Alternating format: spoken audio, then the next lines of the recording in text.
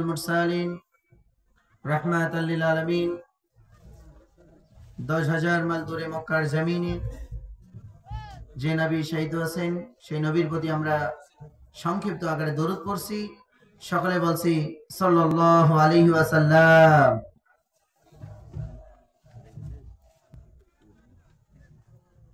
সম্মানিত উপস্থিতি হাজিরিন, বিস্তারিত আলোচনায় যাব না, সংক্ষিপ্ত কয়েকটি আলোচনা করে ইনশাআল্লাহ আমি বিদায় নিব। আমরা সকলে আমার সাথে একটু তেলাওয়াত করি কোরআনে কারীম। আমার সাথে সুন্দর করে জবান খুলে কোরআন থেকে আমরা তেলাওয়াত করব। আমার সাথে সাথে সকলে জবান খুলে পড়বো ইনশাআল্লাহ। আল্লাহ তাআলা আমাদের সকলকে কোরআনের মাহফিলটি আমাদের প্রত্যেকের নাজাতের ওসিলা হিসেবে কবুল করুক। সকলে বলছি আমিন। আমার সাথে সাথে তেলাওয়াত করি। আউযু বিল্লাহি মিনাশ শাইতানির রাজীম। বিসমিল্লাহির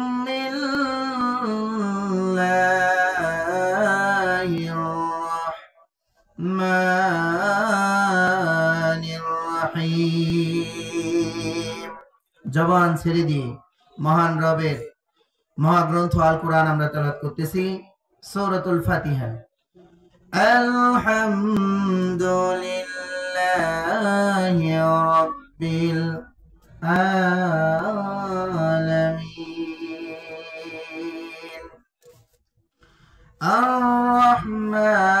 আর-রাহমানির রহিম। জবান ছেড়ে দিয়ে তেলাওয়াত করি। মালিকি ইয়াউমিদ্দিন ইয়্যাকা না'বুদু ওয়া ইয়্যাকা নাস্তাঈন। ইহদিনাস সিরাতাল মুস্তাকিম সিরাতাল লাযীনা আন'আমতা আলাইহিম গায়রিল মাগদূবি আলাইহিম ওয়ালাদ-দাল্লিন।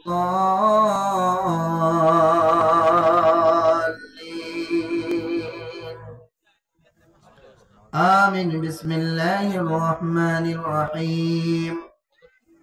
وقال تعالى في قرآنه المجيد وفرقانه الحميد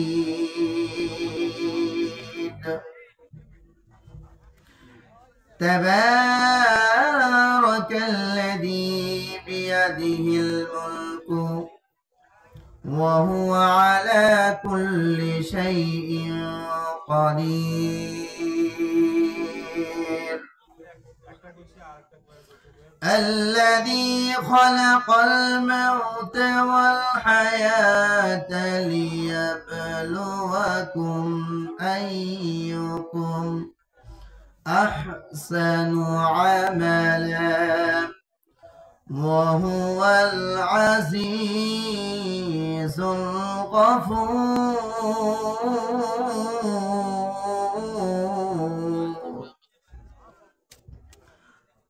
وقال رسول الله صلى الله عليه وسلم الدنيا سجن المؤمن وجنة الكافر رواه البخاري رواه الترمذي।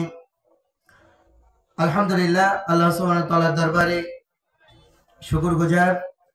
সম্মানিত মুহতারাম হাজিরিন, আজকের আলোচনার বিষয় হচ্ছে কিয়ামতের ময়দানে আল্লাহ রাব্বুল আলামিন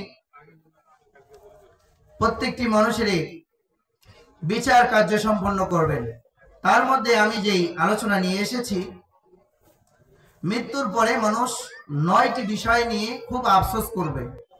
ভাইরা, আমরা শুনতেছি 9টি বিষয় নিয়ে মানুষ আফসোস করবে। 9টি বিষয় নিয়ে খুব গুরুত্ব সহকারে শুনবো। এই 9টি বিষয় কি এবং কোন বিষয়গুলো নিয়ে মানুষ আফসোস করবে মরার পরে। সম্মানিত ভাইরা আমার, মৃত্যুর পরে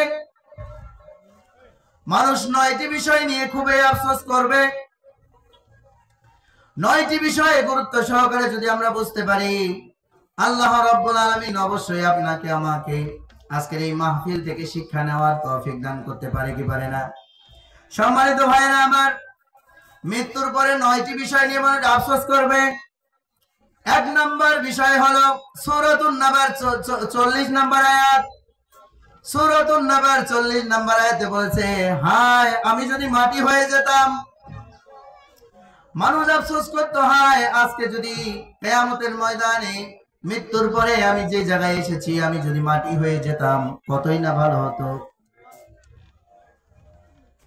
হায় আমি যদি মাটি হয়ে যেতাম কতই না ভালো হতো। আমার ভাইরা, মাটি কোনো কথা বলতে পারে না, মাটির হাত নাই, মাটির পা নাই, মাটির কোনো কিয়ামতের ময়দানে বিচার হবে না। মানুষ আফসোস করতে থাকবে, হায় আফসোস আমি যদি মাটি হয়ে যেতাম কতই না আজকে ভালো হয়তো, আমার কোনো বিচার হতো না। আমার ভাইরা খুব খেয়াল করে শুনেন।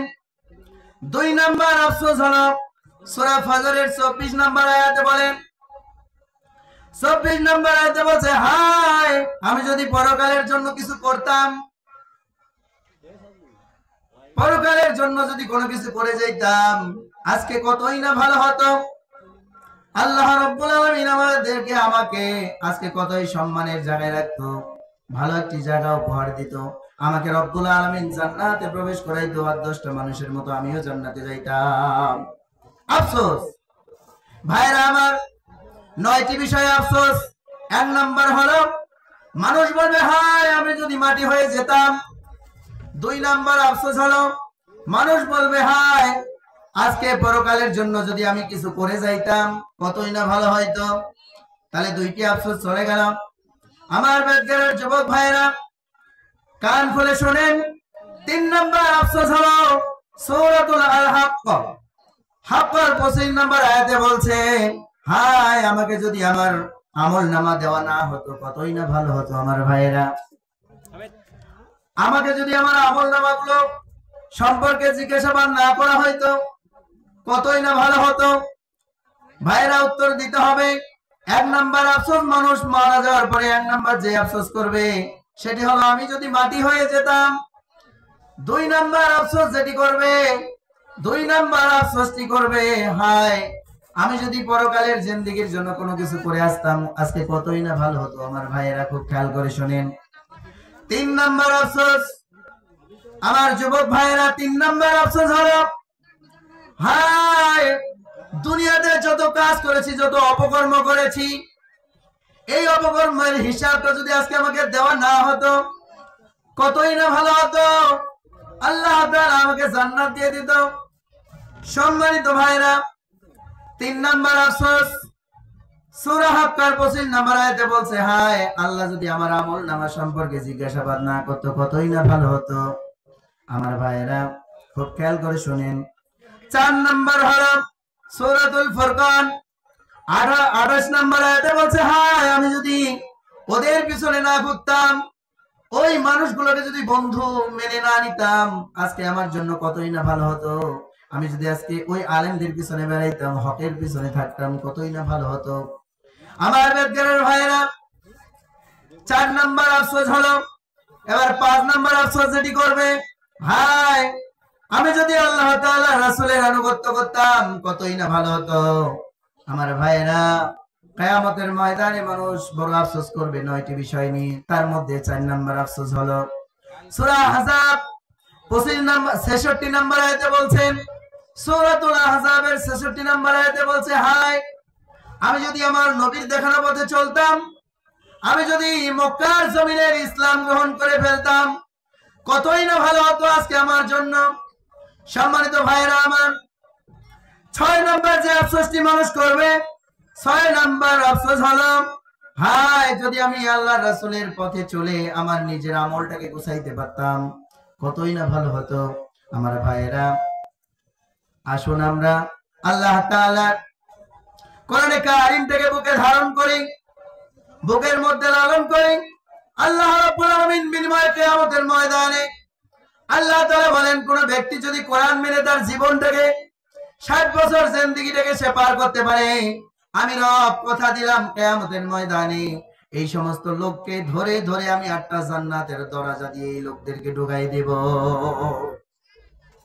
সম্মানিত ভাইরা, 6 নম্বর যে বিষয়টি হলো, 6 নম্বর বিষয় হলো আল্লাহ রাব্বুল আলামিনের প্রিয় দোস্ত আখিরি জামানার পয়গম্বরের যতগুলো হাদিস এবং যত সুন্নত গুলো রয়েছে, এগুলো যদি আঁকড়ে ধরে জীবনটাকে গুছাইতে পারতাম কতই না ভালো হতো।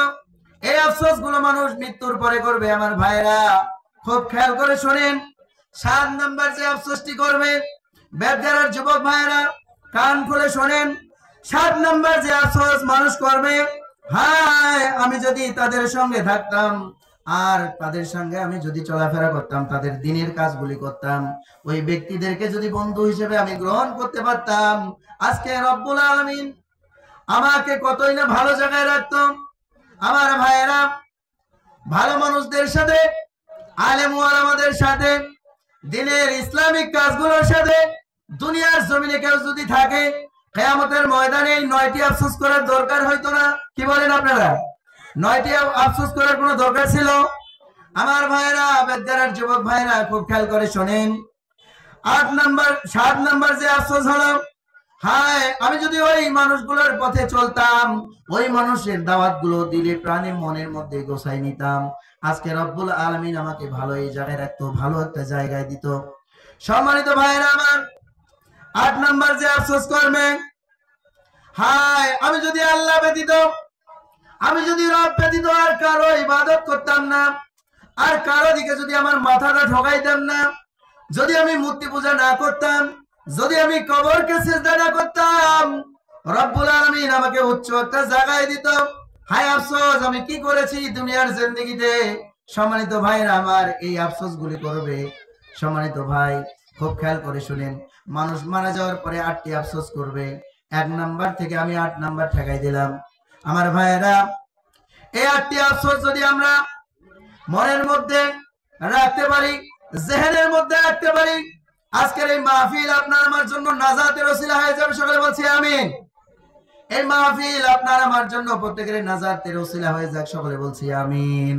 সম্মানিত ভাইরা, এই 8টি কাজ রব্বুল আলামিন আমাদেরকে, আপনাকে, আমাকে, সকলকে সুন্দরভাবে করার তৌফিক দান করুক। সকলে বলছি আমিন। সকলে বলছি আমিন। আল্লাহুম্মা আমিন। ওয়া আখিরু দাওয়ানা আলহামদুলিল্লাহি রাব্বিল আলামিন।